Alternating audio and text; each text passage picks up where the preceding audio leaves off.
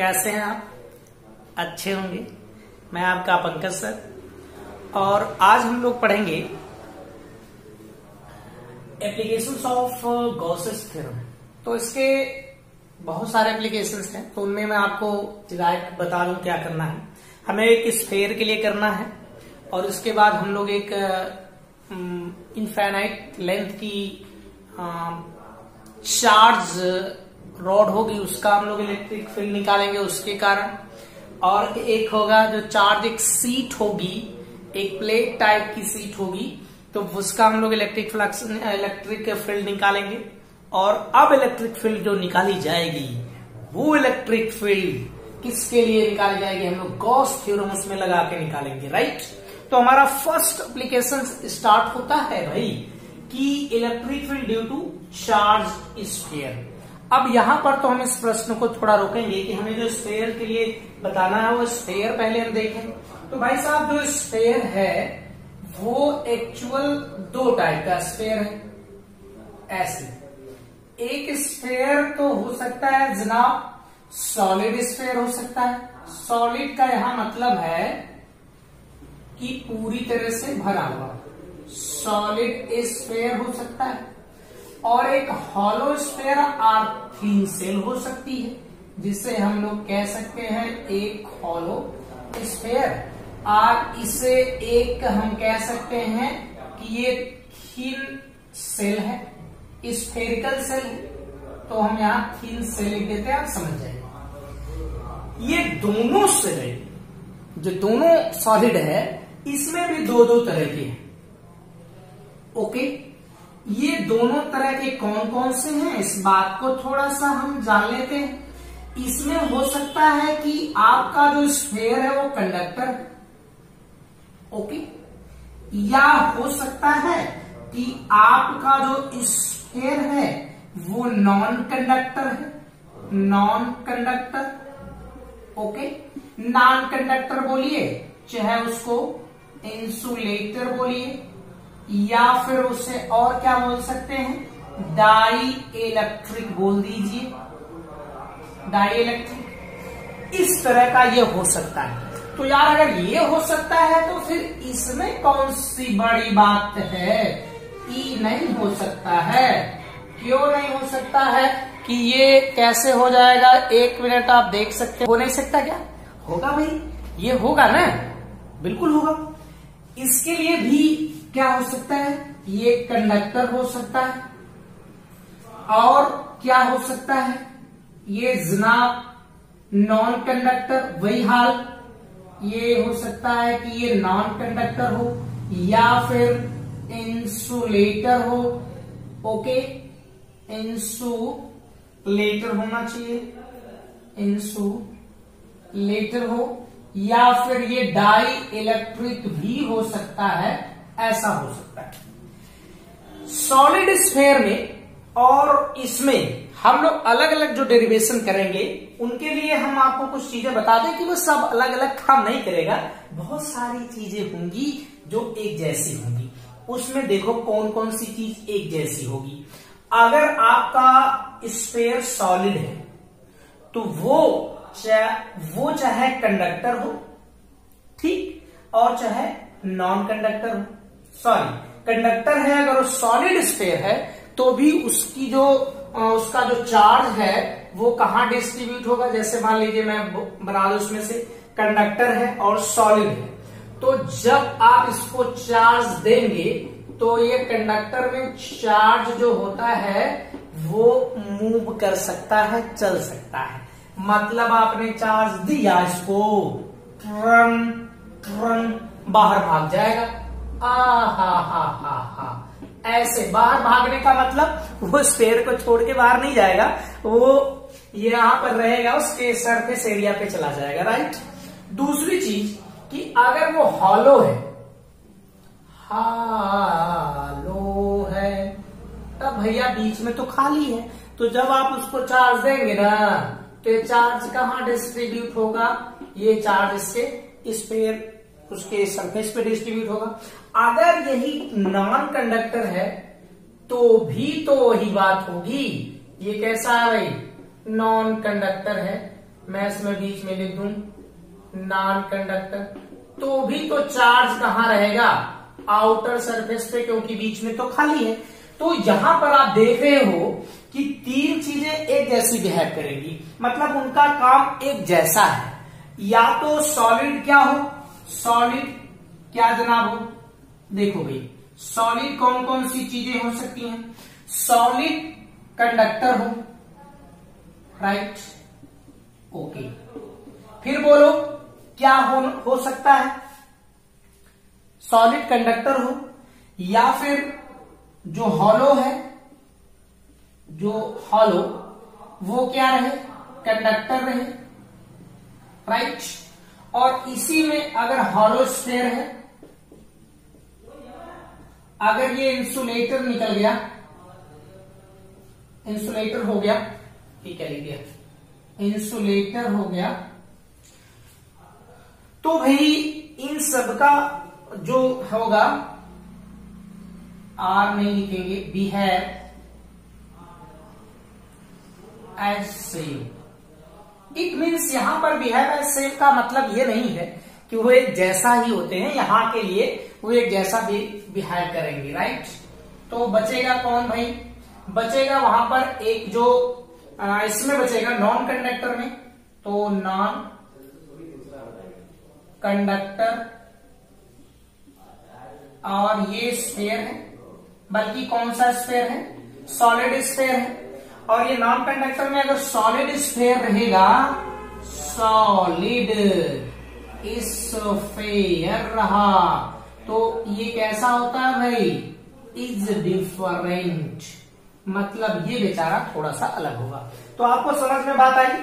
हम लोग देखिए कंडक्टर सॉलिड के लिए, जो नॉन कंडक्टर जो हॉलो है, जो हॉलो है तो उसमें कंडक्टर और इंसुलेटर, ये तीन चीजें एक जैसा समझेंगे और उसका जो बिहेव होगा वो एक जैसा होगा, इसलिए हम उनको एक जगह पढ़ते हैं। और बाकी जो यहाँ पर बचा हुआ सॉलिड नॉन कंडक्टर, उसको हम एक अलग तरह से पढ़ लेंगे, ओके राइट। तो इसको हम मिटाएं और फिर उसके बाद हम लोग आगे पढ़ते हैं। तो आइए हम लोग करते हैं, यहाँ पर इससे हम लोग हटाते हैं। ये बात आपको थोड़ा समझ आई। अगर ये वाला जो सॉलिड इंसुलेटर रहेगा, तो आपको सबको पता है कि इसमें जो चार्ज होता है वो कहाँ डिस्ट्रीब्यूट होगा, उसके पूरे वॉल्यूम में डिस्ट्रीब्यूट होगा, क्योंकि ये अलाउ नहीं करता है चार्ज को क्या करने के लिए, मूव करने के लिए। तो जहां पर चार्ज रख दिया जाता है वहां पर पड़ा रहता है, ऐसी कंडीशन, राइट। तो आइए हम लोग अब इसको थोड़ा हटाते हैं, हटाए, बहुत अच्छा।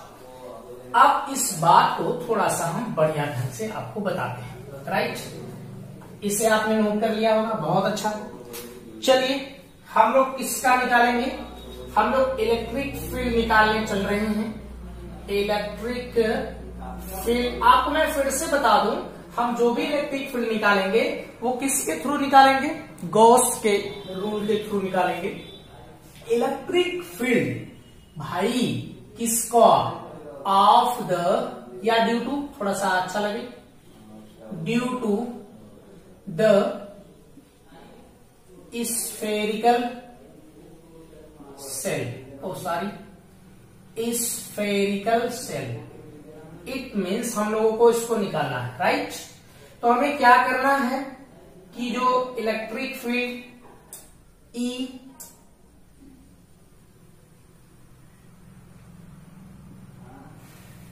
यहां लिख देते हैं, electric field E at are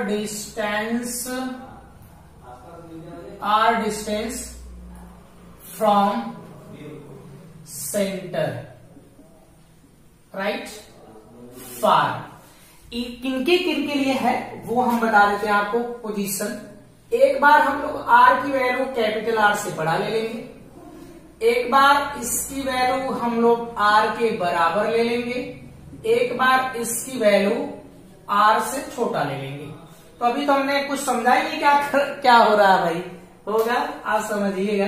तो चलो हम लोग एक पहले यहाँ पर एक क्या करते हैं, एक यहाँ पर हम लोग लेते हैं एक देखो ये आपका थिन स्फेरिकल सेल है, इसको यूनिफॉर्मली चार्ज कर दिया गया। इसकी रेडियस कितनी है r। इसको जब चार्ज करेंगे तो चार्ज कहां डिस्ट्रीब्यूट होगा, इसके सरकमफरेंस पे पूरी तरह से फैल गया।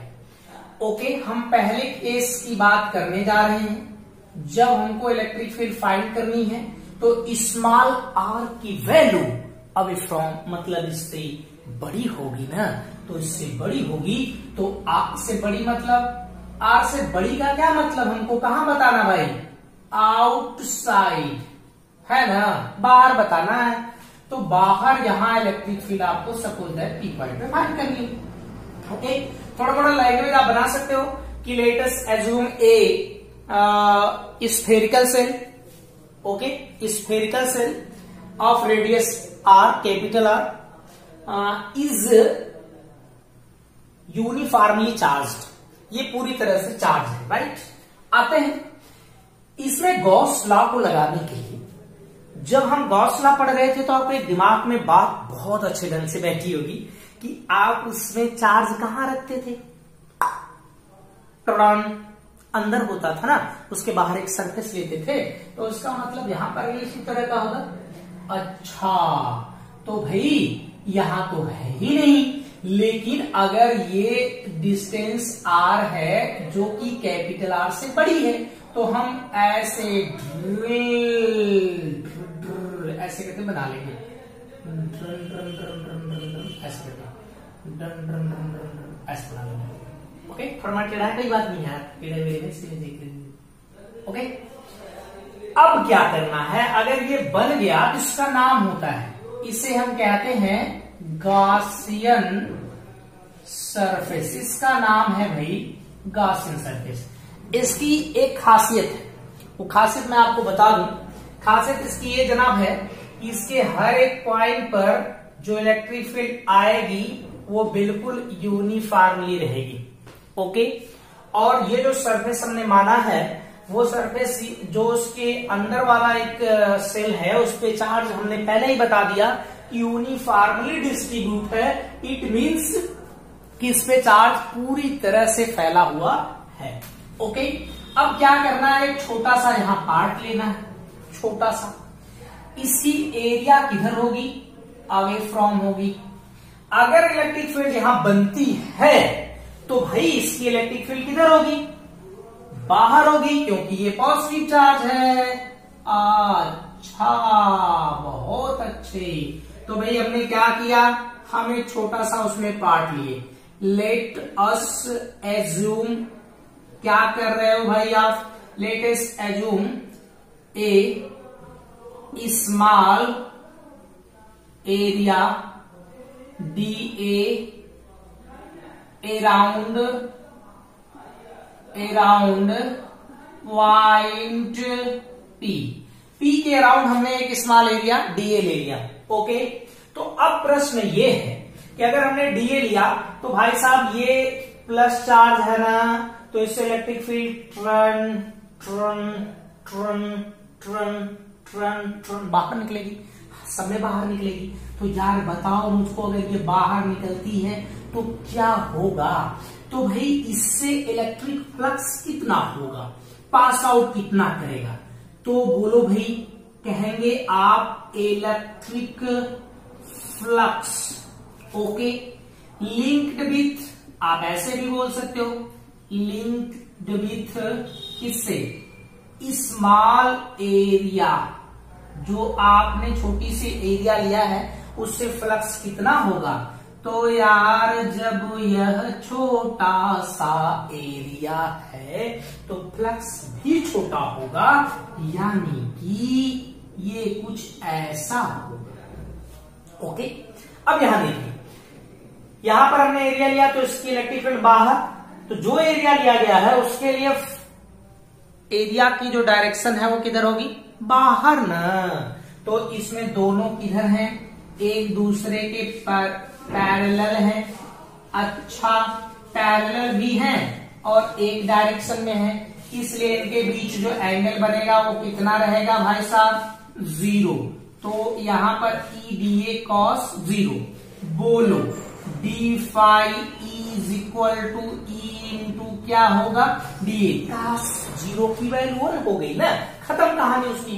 अब आते हैं, ये तो छोटा सा फ्लक्स है ना भाई, और हमें निकालना है किसके लिए, इसमें इतना छोटा यहां हो सकता है, यहां हो सकता है, यहां हो सकता है, यहां हो सकता है, मतलब इसके पूरे पार्ट पे यार वो सारे छोटे छोटे पार्ट को जोड़ के पूरा फ्लक्स निकालना। तो इसके पूरा फ्लक्स किधर, सभी तरफ इलेक्ट्रिक फील्ड लाइंस क्या करेंगी, drill drill drill drill drill ऐसे करके बाहर निकलेंगे। अच्छा, बाहर निकल रही है, तो टोटल फ्लक्स कितना, आओ भाई, तो यहां भाई आप क्या करोगे, टोटल फ्लक्स बोलो कितना आएगा, तो आप कहोगे फाई ई होगा भाई, टोटल फ्लक्स फाई। ये छोटे से पार्ट के लिए फ्लक्स है, तो टोटल के लिए तो यहां पर लगाएंगे क्लोज इंटीग्रल। क्यों क्लोज इंटीग्रल लगाते हैं, मैंने आपको पीछे बताया, इसमें ये सब हट गया कैपिटल से। क्यों लगाते हैं, क्योंकि ये जो सेल है वो अंदर है, उसके बाहर हमने एज्यूम किया गॉसियन सरफेस। ओके, तो इसमें कितना आएगा भाई, phi E is equal to E, और हाई देखो डीए है ना, तो ये छोटा छोटा क्षेत्रफल जुड़कर कितना हो सकता है, पूरे उसके किसके बराबर हो सकता है, पूरे उसके सरकमफरेंस के इक्वल हो सकता है। सॉरी, सरकमफरेंस नहीं बल्कि एरिया के इक्वल होगा, क्योंकि यह एक स्फीयर है, गोला है ना, देखो इसे ड्रिल ड्रिल ड्रिल, गोला है कि नहीं है, अगर ये गोला है तो इसका मतलब इसी तरह का होगा। ओके, बहुत अच्छे। अच्छा, तो इसका एरिया कितना होता है, 4 pi r square. Equation number 1 बना दो, कोई गलती नहीं है, बढ़िया से चमक रहा है कि नहीं, लाइट नहीं, ये डेरिवेशन भाई।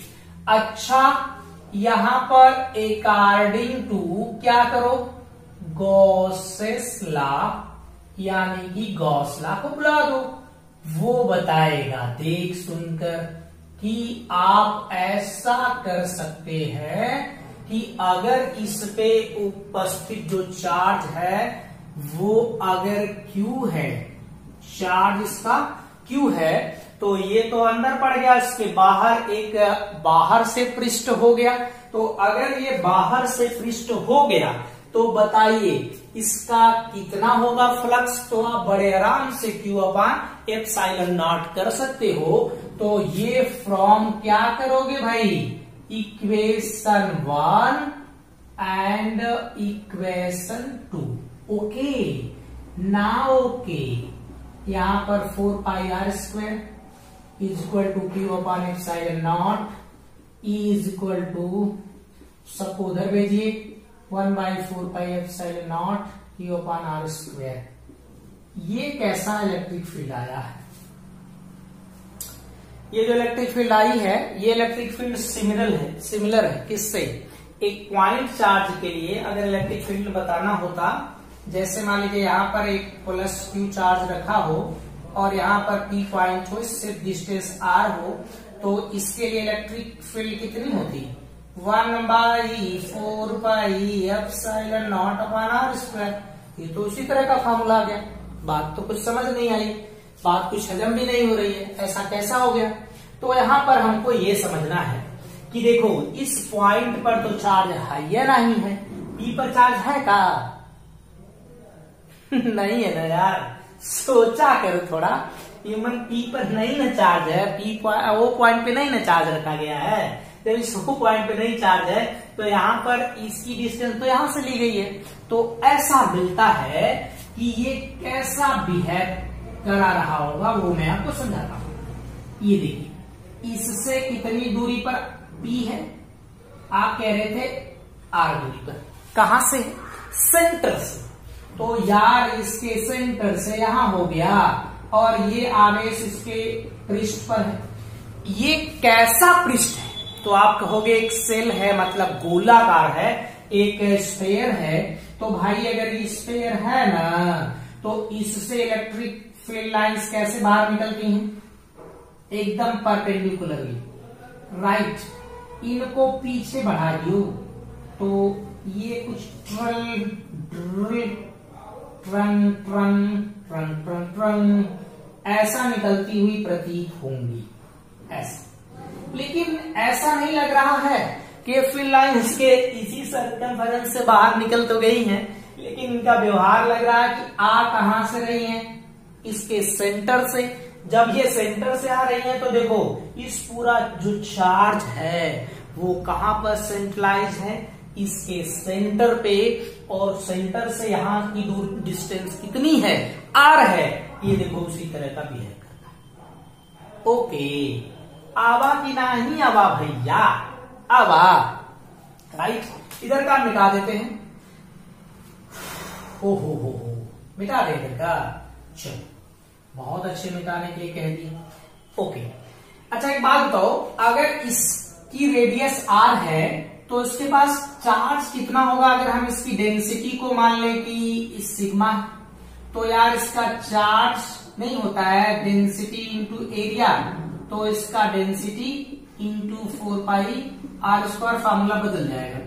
E इज इक्वल टू बता देना 1/4 पाई एप्सिलॉन नॉट, इसकी वैल्यू sigma into 4 pi r square upon small r square. 4 pi से पाई पार हो गया, सिग्मा अपान एप्सिलॉन नॉट बच गया, आर स्क्वायर यहां से upon small r square, right. अब जो ई की वेरिएशन है वो हम इस आर के साथ नहीं देखेंगे, क्योंकि आर तो उस सेल पे चार्ज है ही है। तो यहां से हम लोगों को किसके साथ इसका वेरिएशन देखना है, स्मॉल आर के साथ। तो यहां से हमें मिलेगा कि E proportional to 1/r square means क्या कि ये डिस्टेंस के साथ वैद्युत क्षेत्र इलेक्ट्रिक फील्ड जो होगी वो क्या करेगी, घटती है, और ये घटेगी, राइट। तो यहां पर क्या करेगी, इसके साथ घटेगी, आप याद रखिएगा, राइट। ओके, आगे चलते हैं। अब हमें इसका दूसरा पोर्शन करना है, इसे मैं मिटा दो जगह। अच्छा, बहुत बढ़िया कह रहे हो, बहुत बढ़िया, इसे आप नोट कर लिए। ओके, तो देखिए अब हम लोगों को केस सेकेंड करनी है, मतलब कि अब हमें कहां पर इलेक्ट्रिक फील्ड फाइंड करनी है, इसके सरफेस पे। तो जनाब स्मॉल आर इक्वल टू क्या कर देना है, कैपिटल आर। तो कौन इतना याद बात करे, इतना निकाले यार, क्या झंझट वंझट करे, तो हम क्यों नहीं इसी में पुटअप कर देते हैं। E इज इक्वल टू कितना, sigma upon epsilon not into यहाँ पर capital R square upon capital R square. कैसे, स्मॉल आर की जगह कैपिटल आर, ये खटा खटा कट गया, सिग्मा बाई एप्सिलॉन नॉट हो गया। कहने का मतलब इसके जो उसके जो सरफेस पे इलेक्ट्रिक फील्ड आएगी, वो इलेक्ट्रिक फील्ड कैसी रहेगी, हर जगह यूनिफॉर्मली रहेगी, क्योंकि चार्ज का जो एरिया डिस्ट्रीब्यूशन है वो सेम है सब जगह, इसलिए इलेक्ट्रिक फील्ड हर जगह बराबर होगी, राइट। अब आते हैं थर्ड वाले पोर्शन पे। ये अब की बार हमें क्या करना है, छोटा कर लेना है। आर की वैल्यू जो लेनी है वो कैसे लेनी है भाई, छोटा लेना है। ओके, थोड़ा मिटा देते हैं। अच्छा भैया क्या, तो इसको ऐसे बंद कर देते हैं। ये वही है, कौन है ये वही है जो कैपिटल आर हुआ करता था, इस पे चार्ज फैला हुआ है। अब जो हमको स्मॉल आर चाहिए वो इस आर से छोटा होना चाहिए। कहने का मतलब है क्या था, ऑन द सरफेस। ओके, नहीं ओके, ये ऑन द सरफेस था। ये क्या है, इनसाइड द स्फीयर, मतलब उसके अंदर हमको इलेक्ट्रिक फील्ड बतानी है कि होगी कि नहीं होगी।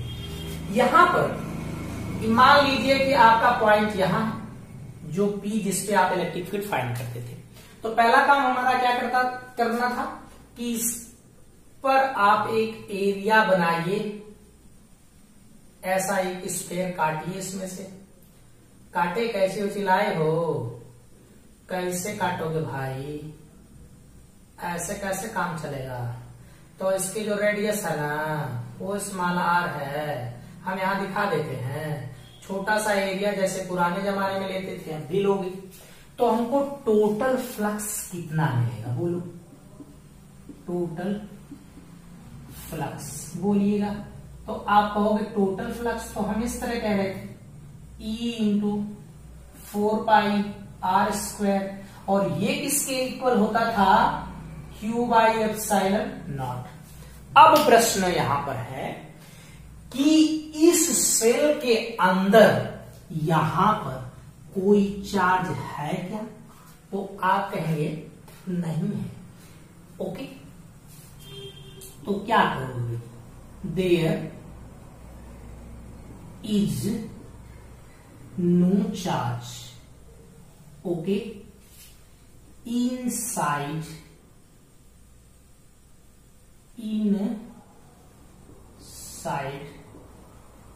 the spherical cell, यानी कि इस सेल के अंदर कोई चार्ज नहीं। अगर चार्ज नहीं है तो it means Q is equal to 0। Okay, अगर ये 0 हो गया पोर्शन तो ये पूरा 0। तब बोलो E इज इक्वल टू कितना, sorry E into 4πr² is equal to 0। ये तो 0 नहीं हो सकता, 4πr² तो एरिया है ये, उसमें आप एक इमेजिन कर लिए अंदर ऐसा एक एरिया बन गया। लेकिन वहां तो हम नहीं समझ सकते, तो कौन 0 हो सकता है, ये कहेगा कि हम बलिदान कर देंगे, तो यहां पर इलेक्ट्रिक फील्ड क्या हो रही है, 0। ओके, अब हम एक ग्राफ आपको बनाते हैं, बहुत बेहतर ग्राफ है, इसे आप नोट कर लिया करें। तो ये नोट कर लीजिए, बहुत अच्छा है। कर लिया, नहीं कर पाए, कर लिया, गर्मी बहुत ज्यादा है, गर्मी बहुत हो गई, हटा दे। चलिए, अब इसको हम हटाते हैं सबको और एक ग्राफ बनाते हैं, ग्राफ। और ये ग्राफ आप देखिएगा कैसे बनता है ग्राफ, बहुत अच्छा ढंग से ग्राफ समझिएगा। ग्राफ देखो जनाब, तो ये हो गया ग्राफ बिटवीन किसके किसके भाई, E and R। Small r की बात हो रही है, तो आपको मैं ऐसा बना देता हूं, कैसा बना देता हूं, ऐसा बना देता हूं। ओके, ये R है, मतलब ये जो डिस्टेंस है वो है, तो हम लोग इधर जाएंगे तो डिस्टेंस बदलेंगे, राइट। और इधर हम ऊपर बेचारा जाएंगे, ये है x, ये है y। अगर हम ऊपर जाते हैं तो कौन बदलेगा भाई, तब आप कहेंगे कि इलेक्ट्रिक फील्ड बदलेगी। तो यहां पर हमको E बदलता हुआ नजर आएगा ना, ये 0 पाई। अब क्या करोगे, हमें अब चलना है उसके पास। हमारे पास 3 केसेस थे। पहली केस ये थी कि R स्मॉल r बड़ा हुआ करता था कैपिटल R से। दूसरी केस ये हुआ करती थी कि स्मॉल r कैपिटल R के बराबर था, और तीसरी केस स्मॉल r छोटा था कैपिटल R से। ये 3 केसें हमारे पास हैं। तो जो पहली केस है उसमें इलेक्ट्रिक फील्ड कितना आवा भाई, सिग्मा अपान एप्सिलॉन नॉट, बोलना r² upon small r²। It means यहां पर E proportional to 1/r²। Okay, यहां पर इलेक्ट्रिक फील्ड कितनी आई, सिग्मा अपान एप्सिलॉन नॉट। यहां कोई चेंजिंग नहीं है, कांस्टेंट है इलेक्ट्रिक फील्ड। यहां बताइए, कांस्टेंट का मतलब यहां पर मैक्सिमम है। R की वैल्यू जैसे जैसे इंक्रीज की, पहले छोटी थी, यहां से हम आपकर देखें तो R की वैल्यू पहले कैपिटल R से छोटी थी, बराबर हुई, फिर उससे बड़ी हो गई। तो हम नीचे से ऊपर चलेंगे, हमें जाना इधर से इधर, राइट। तो यहां पर क्या होता था, कुछ नहीं यार, 0 हो गया। तो हम पहली बार क्या सोचेंगे, इससे हम उसको दिखा देते हैं उस डिस्टेंस को आपको। यहां पर स्मॉल आर जो है वो कैपिटल आर के बराबर है। इसका मतलब इधर क्या रहा होगा, स्मॉल आर कैपिटल आर से छोटा रहा होगा, इस पार क्या रहा होगा, स्मॉल आर कैपिटल आर से बड़ा होगा। ओके, थोड़ा सा इधर कर दीजिए यहां। ओके, तो ये बताओ कि जब स्मॉल आर कैपिटल आर से छोटा था तो इलेक्ट्रिक फील्ड नहीं थी, एकदम नहीं थी। और जब आर बराबर कैपिटल आर के हुआ तो यहां पर इलेक्ट्रिक फील्ड मैक्सिमम हमको मिलती है, इलेक्ट्रिक फील्ड मैक्सिमम। तो भाई साहब यहां पर इलेक्ट्रिक फील्ड मैक्सिमम है,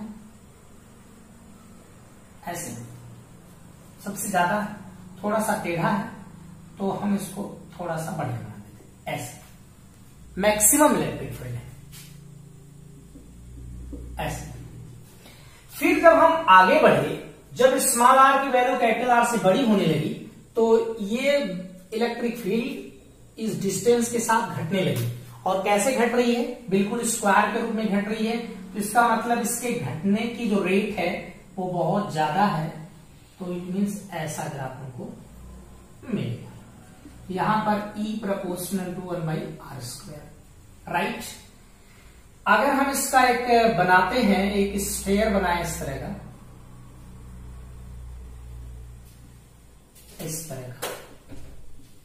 इस तरह का स्फीयर बनाए, तो यहां पर स्फीयर में ये देखो इसका सेंटर है, तो सेंटर से जब तक सेंटर से हम इसके सर्कमफेरेंस तक नहीं पहुंच रहे हैं तब तक इलेक्ट्रिक फील्ड क्या है, 0।